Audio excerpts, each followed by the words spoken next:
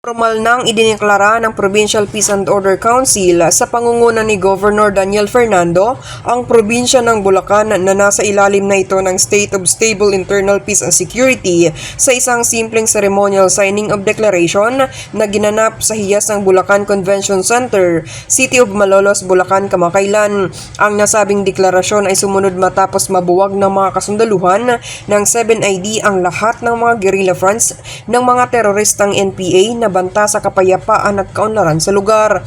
Pinanukala naman ni Sangguniang Panlalawigan member Enrique de los Santos, chairman ng Committee on Peace and Order, ang Resolution No. 057 Series of 2024 na nagdideklara na ang probinsya ng Bulacan ay mapayapa na at stable na ang internal peace and security situation nito.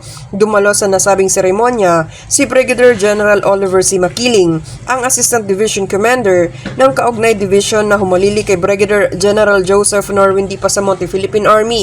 Sa kanyang naging mensahe, ikinatuwa nito ang naging deklarasyon ng probinsya dahil isa ito sa mga naging pangarap nila noong tinyente pa sila. Ako ay natutuwa to be part of this realization of a dream.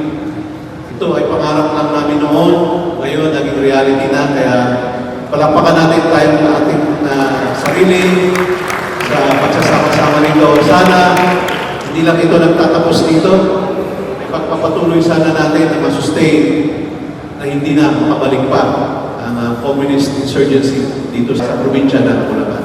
Binasa naman Lieutenant Colonel Ryan Joseph Caiton, Commanding Officer ng 70th Infantry Battalion, at Police Colonel Sator Ijong, Bulacan Provincial Director, ang kanya-kanyang affirmation of declaration. Samantala, nagpasalamat naman si Governor Fernando sa lahat ng mga nagsikap upang makamit ang nasabing estado at sinabing napapanahon umano ang deklarasyon dahil magdiriwang tayo ng Kapaskuhan. Kaya lubos akong nagpapasalamat sa DILG Region 3, sa ating mga kasama sa Provincial Peace and Order Council, ang ating PIPO at Provincial Task Force to End Local Communities Armed Conflict, ELCAC, at sa mga katuwang nating organisasyon sa pusong nagbigay ng kanilang oras, talento at serbisyo para sa kapayapaan ng lalawigan ng Bulacan. Kayo ang mga tunay na tagapamayapa at tagapagtaguyod ng Bulacan. Ang araw na ito hindi lamang tungkol sa pagtigil ng kaguluhan. Ito po ay patunay na naaabot natin ang tunay na justisya, kaayusan, kapayapaan sa ating mga komunidad. At sa bawat pamilyang Bulacanyo na naghahangad ng tahimik at maunlad na pamumuhay. At alam po natin na hindi naging madali ang ating paglalakbay.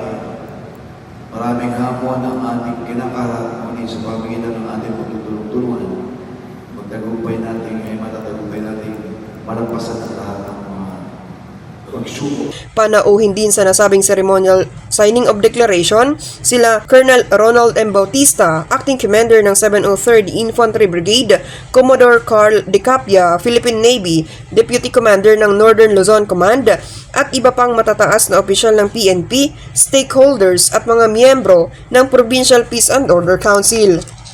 Mula dito sa Malolos, Bulacan, ako si Lottie Salarda, ang inyong kaugnay